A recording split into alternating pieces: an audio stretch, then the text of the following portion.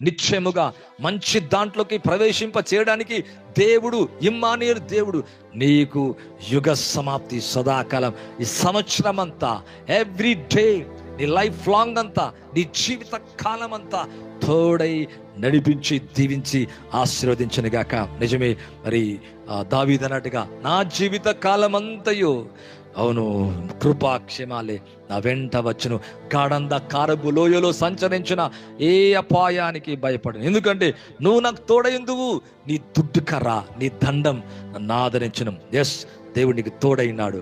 నీకు కనబడతలేడేమో కానీ నీ లోపట ఉన్నాడు, నీకు తోడైనాడు, నీ జీవితాన్ని నడిపిస్తున్నాడు. నీ మీద దృష్టి ఉంచి నీ జీవితాన్ని, నీ పిల్లల జీవితాన్ని, వారి స్టడీస్ని, వారి భవిష్యత్తులోకి మంచిలోకి నడిపిస్తున్నాడు. అపవాది యొక్క ప్రతి చీకటి, ప్రతి ప్రణాళిక, ఎరికో సంబంధమైన ప్రతి గోడ నజరేయుడగు యేసు నామములో నీ ఎదుట కూలిపోనుగాక. మంచి భవిష్యత్తు నీకు నాకు కలుగునుగాక. ఇక్కడ చూస్తే న్యాయాధిపతుల గ్రంథం, దేవుని వాక్యంలో చూస్తే న్యాయాధిపతుల గ్రంథం 9వ అధ్యాయం 11వ వచనం, అంజూరపు చెట్లు మీద రాజునయుండి ఇటు అటు ఊగుటకు నా మాధుర్యమును నా మంచి ఫలములు నేను ఇయ్యక మానుదునని వాడుతానను. అంజూరపు చెట్ల మీద రాజునైండి ఇటు అటు ఒక చెట్టు చెబుతుంది. ఏమంటుందంటే చూద్దాం.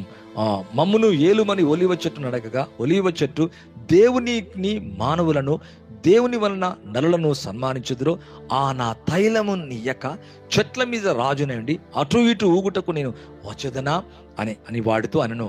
అప్పుడు చెట్లు నువ్వు వచ్చి మమ్మల్ని ఏలుమని అంజూరపు చెట్టును అడగగా అంజూరపు చెట్ల మీద రాజునై ఉండి అటు ఇటు ఊగుటకు నా మాధుర్యమును నా మంచి ఫలములు నేను ఇయ్యక మానుదునా. అవును, ప్రభు మన జీవితంలో తన మాధుర్యాన్ని, తన మంచి ఫలాన్ని నీకు ఇయ్యకుండా ఈ చెట్టు వలె ఉండలేడు. అక్కడ చెట్టు అంటుంది, ఏమంటుంది తెలుసా? అంజూరపు చెట్ల మీద రాజున యుండి ఇటు అటు ఊగుటకు నా మాధుర్యమును నా మంచి ఫలములు నేను ఇయ్యక మానుదునా. అవును, ప్రభు నీకేమి ఇవ్వాలో అది ప్రతి మంత్ యేసునామములో వచ్చును గాక. ప్రతి ఫైనాన్షియల్ ప్రాబ్లం ఎక్కడ యేసునామములు ఆగిపోకుండాను గాక. నది వలె నీ మీదికి సమాధానం వచ్చును గాక. ఆర్థిక సంబంధమైన ప్రతి ఆటంకం యేసునామములో తొలగిపోను గాక. మంచి వార్తని విందువుగాక, ప్రతి చెడు వార్త వినకుందుగాక. మంచి భవిష్యత్తు యేసునామములో కలుగునుగాక. ముందుకు మంచి కలుగునుగాక. ఇక్కడ అంటాడు, అవును నేను నా మాధుర్యమును నా మంచి ఫలములు ఇయ్యక మానుదునా. ఏదైతే దేవుడిని కొరకు చేయాలనుకుంటూ అది నీ స్పిరిట్లో పెట్టబడునుగాక. నీకు మంచి జరుగునుగాక. నీ పిల్లలకు మంచి యేసు నామములో కలుగునుగాక. మొదటి దినవృత్తాంతాల గ్రంథం దేవుని యొక్క వాక్యంలో చూస్తే ఈ లైవ్ ద్వారా నువ్వు బ్లెస్ కాబోతున్నావు. ఈ లైవ్ ద్వారా గ్రేట్ ఫ్యూచర్ని క్యాచ్ చేయబోతున్నాం. మంచి జీవితంలోకి ఎంటర్ కాబోతున్నాం. మరలా అంటున్నా, మరి నీ జీవితాన్ని దేవుడు దీవించి ఆశీర్వదించును గాక. మొదటి దినవృత్తాంతాల గ్రంథం 4వ అధ్యాయము 40వ వచనం చదువుతుండండి, చూడడానికి ప్రయత్నించాలా.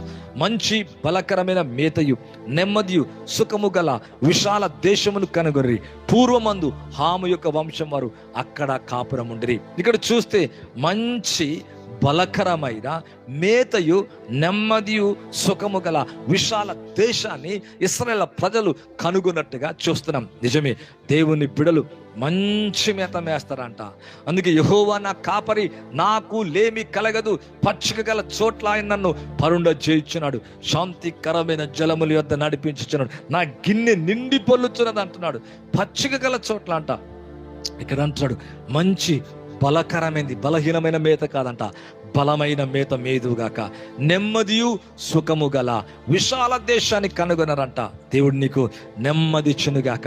విశాలమైన సుఖకరమైన విశాల దేశములోకి నీ ఆత్మను తీసుకెళ్ళునుగాక. నీ కుటుంబాన్ని, నీ ఇంటిని నడిపించునుగాక.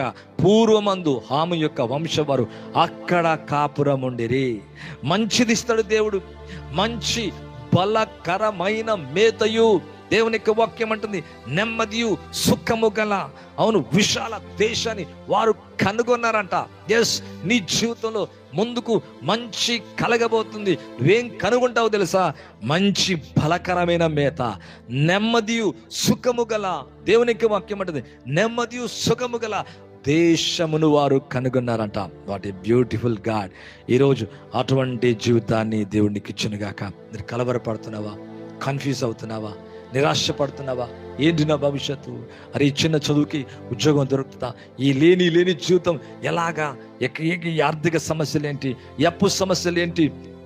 ఈ విధంగా ఈ సమస్యలను బట్టి ఒకవేళ కలవరము చెందుతున్నావేమో, ప్రభు నీ కొరకే మాట్లాడుతున్నాడు. అవును, నెమ్మది గల సుఖము గల దేశములు, విశాల దేశానికి వారిని నడిపించిన దేవుడు ఈరోజు నిన్ను నడిపించబోతున్నాడు. యెహోవా నీతిమంతుని ఆకలి గొననీయడంట. 10వ అధ్యాయం సామెతలు 3వ వచనం చూస్తే, భక్తిహీనుని ఆశ భంగమైపోతుంది, నీతిమంతుని ఆశ భంగము కానేరదు.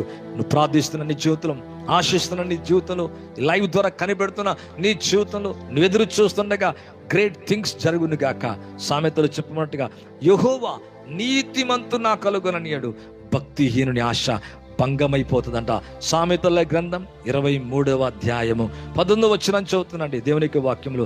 నిశ్చయముగా ముందు గతి రానే వచ్చును, ఆశ భంగము కానేరదు. అవును, నువ్వు దేన్ని ఆశిస్తున్నావు? మరలా అంటున్నా, ఆశ ఎంత మాత్రం కూడా భంగము కానేరదు.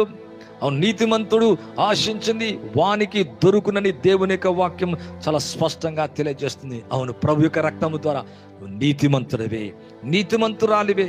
ఇక్కడ 13 సామెతలదే 13:21 వచనం ఇస్తే, కీడు పాపలను తరమునంట. కీడు అనేది పాపలను తరుముతుందంట. నీతిమంతునికి మేలు ప్రతిఫలంగా వస్తుందంట, మంచి ప్రతిఫలంగా వస్తుందంట. ప్రార్థించే నీకు, ఇచ్చే నీకు, దేవుని ప్రేమించి భయపడి లోబడిని జీవితంలో మంచిని ప్రతిఫలంగా ఇస్తారంట. ఈ సంవత్సరం నీతిమంతులకు మేలు ప్రతిఫలంగా, గుడ్ షల్ రీపేడ్ అంట. గుడ్ షల్ రీపేడ్ అంటే మంచి అనేది నీకు ప్రతిఫలంగా వస్తుందని దేవుని యొక్క వాక్యం అంటుంది. నువ్వేమైతే చేసావో, ఏదైతే భక్తితో, ఏదైతే భయముతో, విశ్వాసంతో దేవునికి భయపడి లోబడి దేనైతే చేస్తావో దానికి రివార్డ్ చూస్తామంట, రీపే చూస్తామంట, మంచిని చూస్తామంట. ఇక్కడ అంటాడు గుడ్ షల్ రీపేడ్ అనగా మంచి అనేది, మేలు అనేది, నీకు మేలు అనేది ప్రతిఫలంగా వస్తుందంట. నేను ఎన్నో చేశాను బ్రదర్, నాకేం రావట్లేదు అనుకుంటున్నావా? నువ్వు చేసిన ప్రతి కార్యాన్ని లెక్క పెట్టి ప్రభు నీకు మంచి కార్యము చేయునుగాక. అందుకే ప్రసంగి గ్రంథం 5వ అధ్యాయము దేవుని యొక్క వాక్యంలో 9వ వచనాన్ని కనుక చూస్తే, ఏ దేశములో రాజు భూమి విషయమై శ్రద్ధ పుచ్చుకును, ఆ దేశమునకు సర్వ విషయములందు మేలు కలుగును. సర్వ విషయములంట. ఏ రాజు అయితే భూమి విషయమై శ్రద్ధ పెడతాడో, దేవుని యొక్క వాక్యం అంటే పుచ్చుకును, ఆ దేశమునకు సర్వ విషయములందు ఏం కలుగుతుందంటే మేలు కలుగుతుందని దేవుని యొక్క వాక్యం అంటుంది. ఈరోజు నీ కుటుంబానికి నీకు మేలు కలుగునుగాక. కనుక మన జీవితంలో ఎంత మాత్రము కూడా వెనుచూడక, వెనుతిరక్క, నీ విశ్వాసంలో వెనకడుగు వేయక ముందుకే సాగాల. అందుకే ఎర్ర సముద్రం దగ్గర ముందుకే సాగండి. వెనకాల ఫరో సైన్యం పరిగెత్తుకుని వస్తా అంటే వారు కలవరపడ్డారు. ముందు సముద్రం ఉంది, వెనకాల చూసినప్పుడు తరుముకు వస్తున్న సమస్య ఒక్కడైనా మిగిలిపోకుండా ఎర్ర సముద్రములో దేవుడు వాని ముంచివేసినట్టుగా, ఒక్కడైనా మిగలకుండా చేసినట్లుగా చూస్తున్నాం. నీ ప్రాబ్లంలో ఈ సంవత్సరం ఒక్క ప్రాబ్లం అయినా నిన్ను వెంటాడదు, ఒక్క ప్రాబ్లం అయినా నిన్ను తరమదు. నీ బాడీలో ఉన్న ప్రతి sickness be heal in the name of Jesus. ప్రతి విధమైన కంతి కరిగిపోనుగాక, ట్యూమర్ హీలవునిగాక, గొంతులో సమస్య హీలవునిగాక, కడుపులో సమస్య తొలగిపోనుగాక. ఏది ఎక్స్పెక్ట్ చేసి విశ్వసిస్తూ ఆశతో ఎదురు చూస్తున్నావో ఆ కార్యాన్ని పట్టుకుందువు గాక. దేవునికి వాక్యంలో ఆది కాండం 19వ అధ్యాయము దేవునికి వాక్యంలో చూస్తే 17వ వచనం చూస్తున్నాండి. బైబిల్లో చూస్తే ఆ దూతలు వాడిని వెలుపలికి తీసుకొని వచ్చిన తర్వాత ఆయనని ప్రాణము దక్కించుకున్నట్లు పారిపోము, వెనుక చూడకము, ఆ మైదానములో ఎక్కడ నిలవక నీవు నశించిపోకుండా ఆ పర్వతమునకు పారిపోము. లోతుతో చెబుతున్నాడు, సొదొమ గొమొర్రాలను నాశనము చేయడానికి దూతలు వచ్చాయంట. 2 దూతలు వచ్చినట్లుగా చూస్తున్నాం. నిజమే, చేయి పట్టుకొని లాక్కొని తీసుకొస్తున్నాడు. ఆ దూతలు వాడిని వెలుపలికి తీసుకుని వచ్చిన తర్వాత ఆయన అంటున్నాడు, ఆయన నీ ప్రాణము దక్కించుకున్నట్లు పారిపోము. దేవునికి వాక్యం అంటుంది, వెనకకు చూడకు, డోంట్ లుక్ బ్యాక్ అనగా గత జీవితంలో జరిగిన ఓటములు, స్ట్రగుల్స్, ఫియర్స్ ఏవైతే వెంటాడుతున్నాయో, ఏవైతే బాధిస్తున్నాయో, అవును, లుక్ నాట్ బిహైండ్ అనగా వెనకాల చురకు. లోతు ప్రభు అంటాడు, ప్రభు అలాగ కాదయ్యా, ఇదిగో నీ కటాక్షం నీ దాసి మీదకి వచ్చినది, నా ప్రాణం రక్షించడం వల్ల నా ఎడల కనపరచిన నీ కృపను గనపరచుతవి. నిజమే, ఎంత మంచి దేవుడండి, నీ ప్రాణాన్ని తెలియకుండా కాపాడుతున్నాడు. కీడు నుంచి, వ్యాధి నుంచి, మరణం నుంచి, దుస్తుల నుంచి, యాక్సిడెంట్స్ నుంచి, అనేక రకాల విపత్తుల నుంచి కాపాడుతున్నాడు. ఇక్కడ ఒక వ్యక్తిని కాపాడుతున్నాడు, లోతుని కాపాడుతున్నాడు. అబ్రహాం లోతు కుటుంబం కొరకు ప్రార్థిస్తున్నాడు. అప్పుడప్పుడు మన కొరకు ప్రార్థించు వారిని బట్టి, మనం ప్రార్థించుకునే దాన్ని బట్టి మనల్ని, మన కుటుంబాన్ని దేవుడు సేఫ్లోకి నడిపిస్తాడు, తన చిత్తంలోకి నడిపిస్తాడు. ఇదిగో నీ కటాక్షం నీ దాసుని మీదకి వచ్చింది, నా ప్రాణం రక్షించటం వలన నీవు నా ఎడల కనపరచిన నీ కృపను గనపరచితివి. నీ నా పర్వతానికి తప్పించుకొని పోలేను, ఈ కీడు నాకు సంభవించిన వచ్చునేమో కనుక ఇదిగో పారిపోటుకి ఈ ఊరు సమీపంగా ఉంది, అది చిన్నది, నన్ను అక్కడికి తప్పించుకొని పోనిమ్మని, అది చిన్నది కదా, నేను బ్రతుకుతుందని చెప్పినప్పుడు ఆయన, ఇదిగో నువ్వు చెప్పిన ఊరు నాశనము చేయను, ఈ విషయంలో నీ మనవి అంగీకరించితిని. దేవునికి వాక్యం అంటే త్వరపడక తప్పించుకొని పొమ్ము, నీవక్కడ చేరు వరకు నేనేమీ చేయలేను. అందుచేత ఊరికి సోయర్ అని పేరు పెట్టబడను. లోతు సోయర్కు వచ్చినప్పుడు ఆ దేశంలో సూర్యుడు ఉదయించును. అప్పుడు యెహోవా సొదొమ మీద, గొమొర్రా మీద, యెహోవా యొద్ద నుండి గంధకమును, అగ్నిని ఆకాశం నుండి కురిపించను. ఆ పట్టణములను, మైదానం అంతటిని, పట్టణములో నివసించిన వారిని, నేల మొలకలను నాశనం చేస్తాను. అయితే లోతు భార్య వెనక నుండి తిరిగి చూచి ఉప్పు స్తంభం అయిపోయిందంట. నిజమే, యేసు క్రీస్తు నామలు లైవ్ చేస్తున్న మీ జీవితంలో నువ్వు వెనకకు తిరిగినప్పుడు నిరాశ చెందుతావు, కలవరం చెందుతావు, భయపడతావు, జీవాన్ని కోల్పోతావు. ఇక్కడ ఉప్పు స్తంభం అయిపోయిందంట. ఆమె ముందుకు మంచి గతి కలుగుతుందని చెప్పి వానికి లాక్కొని ముందుకు నడిపిస్తుండగా లోతు భార్య వెనకాల చూచినట్లుగా చూచి ఉప్పు స్తంభం అయిపోయినట్టుగా దేవుని యొక్క వాక్యంలో చూస్తున్నాం. ఈరోజు మనం అందరం వెనకకు చూడకుండా ముందుకే చూచుదుము గాక. అందుకే పౌలు వెనకవి ఉన్నవి మరిచి ముందున్న వాటికై వేగిరపడుచు ఆ జ్ఞానము కొరకు నేను ముందుకే వెళ్తానని చెప్పాడు. నిజమే, అవును, ఆ దేవుడు అందుకే మరి మంచి జీవితాన్ని ఇచ్చినట్లుగా చూస్తున్నాం. ఈరోజు యేసు నామములో నీ జీవితం అలాగుండును గాక. లోతు భార్య వెనకకు చూసి ఉప్పు స్తంభం అయిపోయినట్టుగా బైబిల్లో మనం చూస్తున్నాం. ముందుకు మంచి భవిష్యత్తు, మంచి గతి, మంచి లైఫ్, మంచి ఫ్యూచర్ అవును ఉన్నదని దేవుని యొక్క వాక్యం అంటుంది. అందుకే don't look back, don't look not behind అనగా వెనకాల భాగాన్ని ఏమాత్రం కూడా చూడక ముందుకే సాగుదముగాక. అప్పుడు మంచిది, నువ్వు దాంట్లోకి ప్రవేశిస్తావు. అటువంటి కృప, అటువంటి బ్లెస్సింగ్, అటువంటి లైఫ్ అనేది నీ జీవితంలో, నా జీవితంలో దేవుడు అనుగ్రహించి దీవించి ఆశీర్వదించను గాక. నీ కొరకు ప్రార్థించబోతున్నాండి. పరిశుద్ధుడు తండ్రి, ఎవరైతే లైవ్ చూస్తున్నారో, ఎవరైతే ఎక్స్పెక్ట్ చేస్తున్నారో, ఎవరైతే హీలింగ్ కొరకునైనా అయ్యా, వారి ఆర్థిక సమస్యల కొరకు, కుటుంబ సమస్యల కొరకు సమాధానం లేకుండా ఎవరైతే లైవ్ చూస్తున్నారో ప్రభా, వారి జీవితంలో ఇప్పుడే దేవుని కుడి హస్తం దిగివచ్చును గాక. దేవుని బలమైన హస్తం తాకునుగాక. ప్రతి కంతి కరిగిపోనుగాక. ప్రతి నడుములో నొప్పి వెళ్ళిపోనుగాక.